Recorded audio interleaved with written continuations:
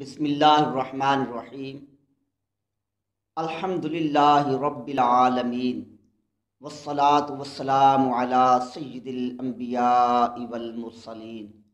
وعلی آلہ وصحبہ اجمعین۔ ناظرین و سامعین،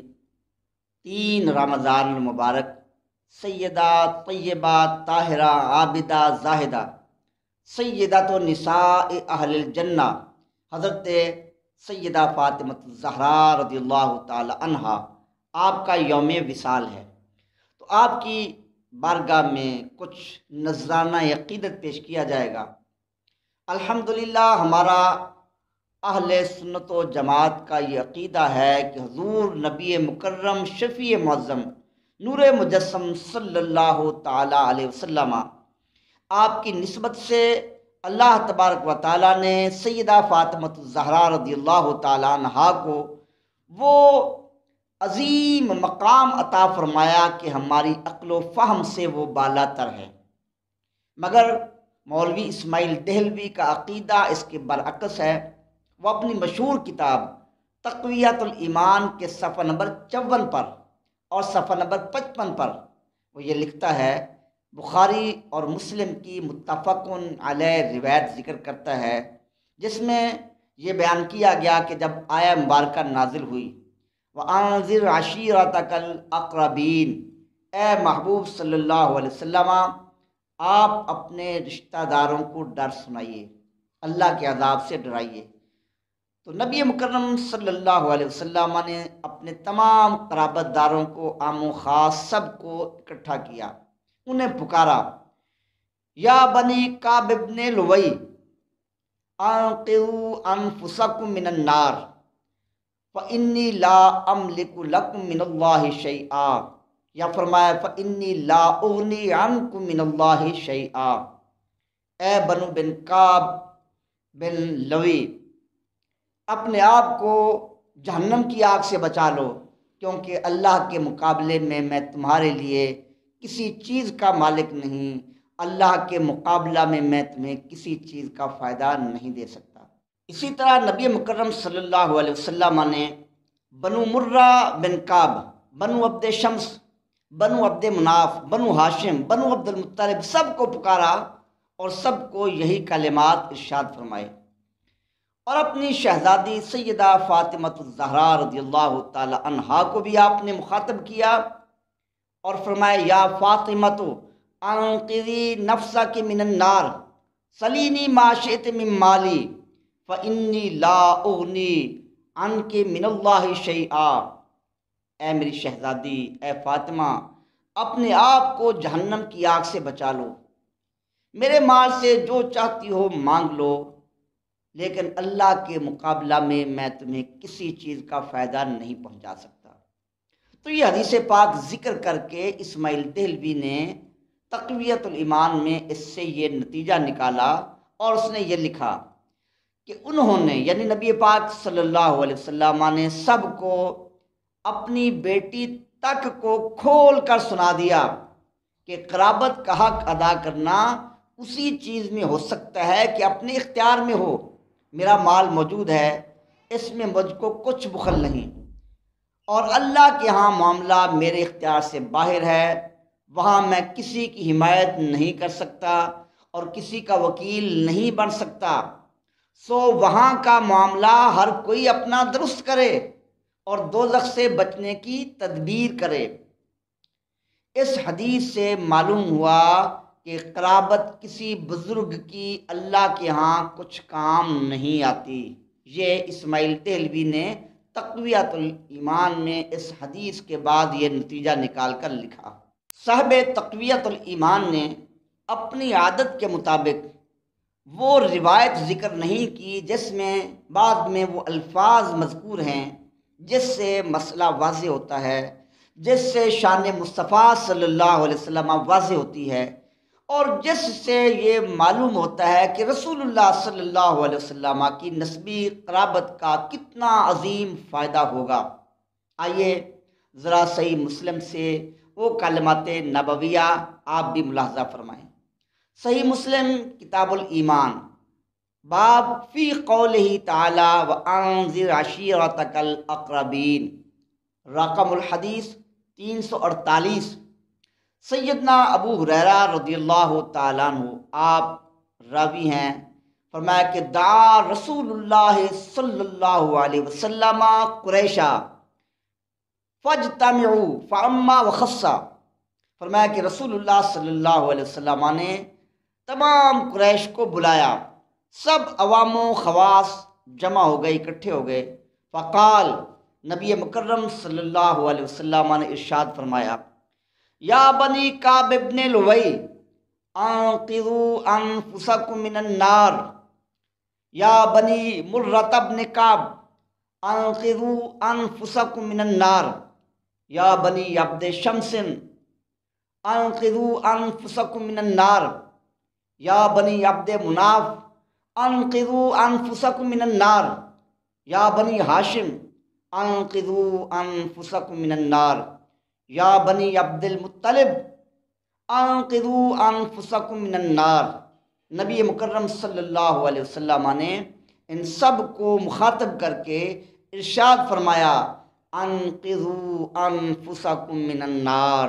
اپنے آپ کو جہنم کی آگ سے بچا لو۔ اس کے بعد نبی مکرم صلی اللہ علیہ وسلم نے اپنی شہزادی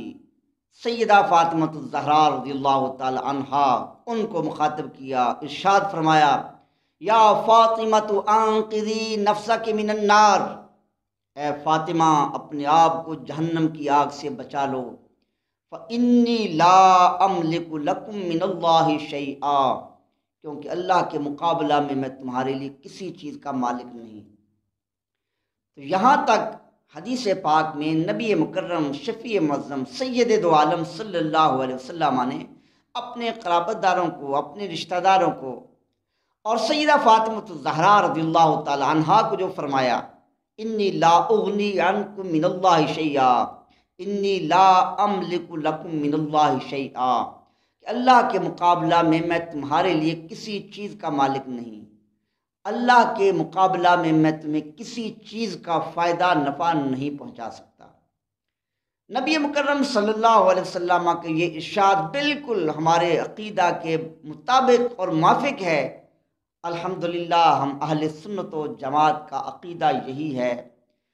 کہ اللہ تبارک و تعالیٰ کے مقابلہ میں کوئی کسی چیز کا مالک نہیں، اللہ کے مقابلہ میں کوئی کسی چیز کا بھی کسی کو نفع نہیں پہنچا سکتا، چاہے وہ کتنا بڑا ہے۔ حتیٰ کہ امام الانبیاء صلی اللہ علیہ وسلم بھی اللہ کے مقابلہ میں کسی چیز کے مالک نہیں، کیونکہ نبی مکرم صلی اللہ علیہ وسلم کو اللہ نے اختیارات عطا فرمائے، کائنات کے اختیارات عطا فرمائے، شریعت مطہرہ کے اختیارات عطا فرمائے، محشر کے میدان میں عظیم اختیارات عطا فرمائے۔ تو یہ تمام کے تمام اختیارات اللہ کے عطا کردہ ہیں، اللہ نے عطا فرمائے ہیں، اللہ کے مقابلہ میں نہیں ہیں۔ اب اس سے اگلا متصل جو جملہ ہے جسے تقویت الایمان والے نے ذکر نہیں کیا، اسے چھپا دیا، وہ جملہ قابل غور ہے۔ محبوب کریم علیہ الصلوۃ والسلام نے ارشاد فرمایا، غیر ان لکم رحما سأبلھا ببلالھا، اللہ کے مقابلہ میں کسی چیز کا مالک نہیں، اللہ کے مقابلہ میں کسی چیز کا نفع نہیں دے سکتا، لیکن تمہارے ساتھ میرا ایک رشتہ ہے، قرابت ہے، رحم کا رشتہ ہے، اور اس رشتے کا، اس قرابت کا، اس نسبی تعلق کا، اس نسبت کا میں تمہیں فیض عطا فرماؤں گا، اس نسبی تعلق کی تری سے میں تم کو تر فرماؤں گا۔ تو سامعین، آپ نے ملاحظہ فرمایا، خود نبی مکرم صلی اللہ علیہ وسلم واضح ارشاد فرما رہے ہیں، اے میرے رشتہ داروں، اے میرے قرابت داروں، اے میری شہزادی، تمہارے ساتھ میرا رشتہ قرابت ہے، اس کا میں تمہیں فیض عطا فرماؤں گا۔ اب تقویت الایمان والے کا عقیدہ اس کے برعکس ہے، وہ اپنے باطل عقیدہ کو لوگوں کے سامنے لانے کے لیے اس جملے کو ذکر نہیں کر رہا، کیونکہ یہ یہودیوں کا طریقہ تھا، یہودی بھی اسی طرح کرتے تھے، تورات کے وہ کلمات تورات کی وہ آیات جن سے نبی مکرم شفیع معظم صلی اللہ علیہ وسلم کی عظمت شان واضح ہوتی تھی، اسے وہ لوگوں کے سامنے پیش نہیں کرتے تھے، اپنے مقصد کی آیات کو وہ سامنے لاتے تھے۔ تو تقویت الایمان کے مصنف نے بھی یہی طریقہ اختیار کیا۔ اب یہ طریقہ کیوں اختیار کیا؟ یہ اس کو ماننے والے، اس کے پیروکار جو بڑے بڑے علماء اور مفتی کہلاتے ہیں، وہ اس کا جواب دیں۔ آئیے میں آپ کے سامنے ایک حدیث پیش کرتا ہوں صحیح بخاری کی۔ تقویت الایمان والے نے لکھا کہ کسی کی قرابت کوئی فائدہ نہیں دے سکتی، مگر صحیح بخاری کی اس روایت سے پتہ چلتا ہے کہ نبی مکرم صلی اللہ علیہ وسلم کی قرابت نے، آپ کے تعلق نے، آپ کی نسبت نے سیدہ فاطمہ الزہرا رضی اللہ تعالی عنہا کو کیا مقام عطا فرمایا، کیا نفع عطا فرمایا، کیا شان عطا فرمائی۔ تو صحیح بخاری کتاب المناقب رقم الحدیث 3623 میں سیدہ ام المؤمنین محبوب خدا عائشہ صدیقہ بنت صدیق رضی اللہ تعالی عنہما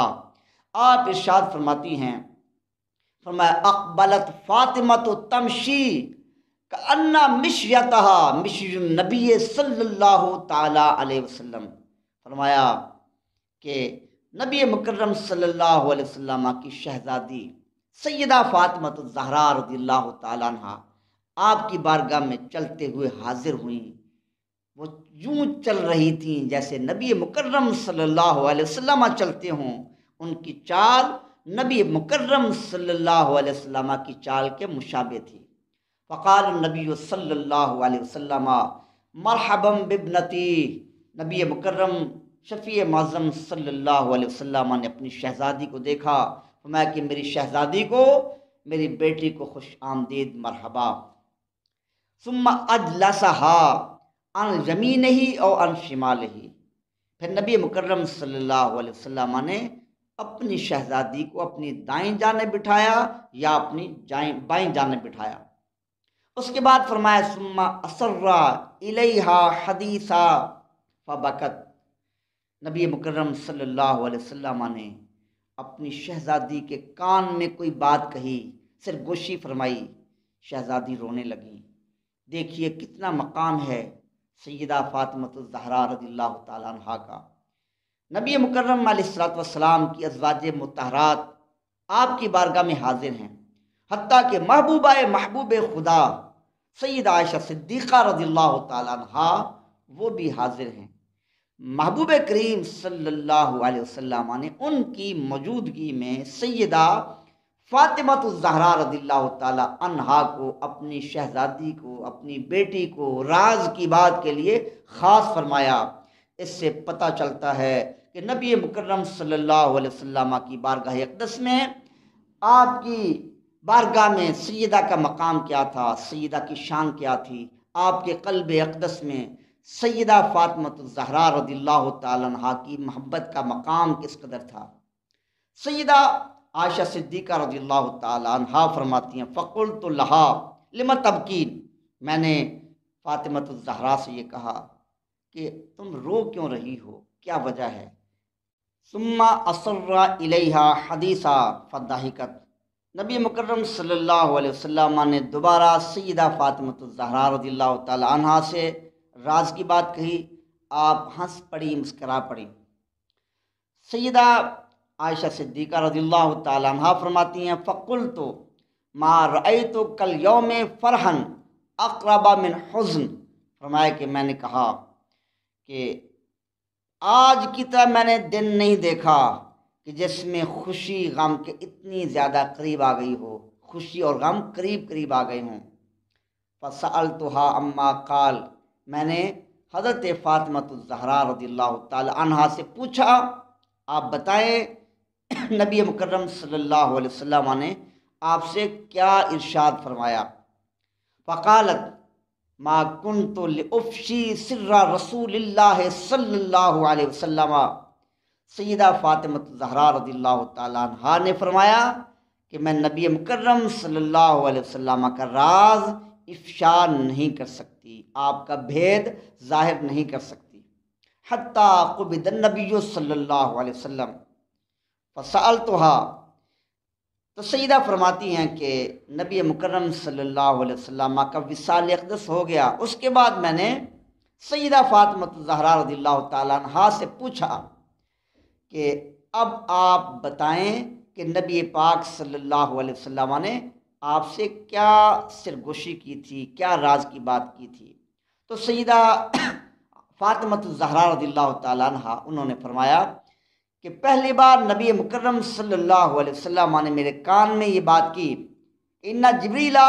کان یعارضنی القرآن کل سنۃ مرہ وانہ عارضنی العام مرتین۔ فرمایا کہ جبریل امین ہر سال میرے ساتھ قرآن مجید کا ایک بار دور کیا کرتے تھے،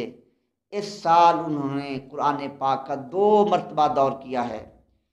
لا اراہ الا حضر اجلی، تو میں دیکھ رہا ہوں کہ میرے وصال کا وقت قریب آ گیا ہے۔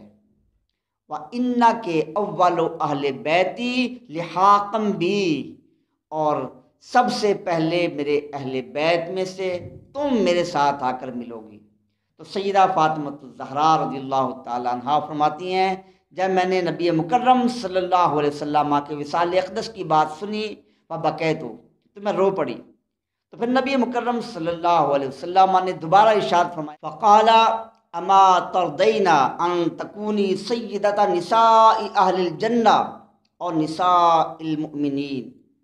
نبی مکرم شفیع معظم صلی اللہ علیہ وسلم نے ارشاد فرمایا اے میری بیٹی، کیا تم اس پر راضی نہیں ہو کہ تم جنتی عورتوں کی سردار ہو، یا فرمایا کہ تم مومنہ عورتوں کی سردار ہو؟ فضحکت لذالک، فرمایا کہ اس پر میں مسکرا پڑی۔ تقویت الایمانی مولوی علماء ذرا یہ تو بتائیں، وہ اپنے امام کا دفاع تو کرتے ہیں مگر انہیں سیدہ فاطمہ الزہرا رضی اللہ تعالیٰ عنہ کی عظمت نظر نہیں آتی؟ وہ علماء ذرا یہ بتائیں، سیدہ فاطمہ الزہرا رضی اللہ تعالیٰ عنہا کو سیدہ تو نساء اہل جنہ وہ مانتے ہیں یا نہیں مانتے؟ یہ مقام سیدہ کو کہاں سے ملا؟ کیا نماز پڑھنے کی وجہ سے؟ کیا روزہ رکھنے کی وجہ سے؟ کیا تلاوت قرآن کی وجہ سے؟ کیا شب بیداری کی وجہ سے؟ کیا صدقہ و خیرات کرنے کی وجہ سے؟ اگر کہو کہ سیدہ کو یہ مقام ملا روزہ رکھنے کی وجہ سے، روزہ رکھنے والی عورتیں اور بھی بہت ہیں، شب بیدار عورتیں اور بھی بہت ہیں، عابدہ زاہدہ اور بھی بڑی ہیں، صدقہ و خیرات کرنے والی اور بھی بڑی ہیں، نمازی اور بھی بڑی ہیں، مگر باقی عورتیں امام الانبیاء صلی اللہ علیہ وسلم کی شہزادیاں نہیں ہیں۔ ان کو یہ شان ملی، ان کو یہ مقام ملا صرف محبوب خدا صلی اللہ علیہ وسلم کی شہزادی ہونے کی نسبت سے۔ اسی لیے روایات میں یہ آتا ہے، بہت سے محدثین نے اس روایت کو مختلف الفاظ میں اپنی کتابوں میں ذکر کیا۔ اذا کان یوم القیامت نادا مناد من وراء الحجب، کہ جب قیامت کا دن ہوگا پردوں کے پیچھے سے ندا دینے والا ندا دے گا، یا اہل الجمع غضوا ابصارکم ان فاطمہ بنت محمد حتی تمر، اے اہل محشر اپنی نگاہیں جھکا لو، نظریں جھکا لو، حتیٰ کہ سیدنا محمد صلی اللہ علیہ وسلم کی شہزادی فاطمہ الزہرا رضی اللہ تعالیٰ عنہ گزر جائیں، تو ان کا مقام محبوب کریم علیہ السلام کی نسبت سے جو مقام ملے گا، اس مقام کی عظمت قیامت کے روز واضح ہوگی۔ اللہ تبارک و تعالی ہمیں اہل بیت اطہار سے، نبی مکرم صلی اللہ علیہ وسلم سے نسبت رکھنے والے تمام حضرات سے، آل و اصحاب سے سچی محبت کرنے کی توفیق عطا فرمائے۔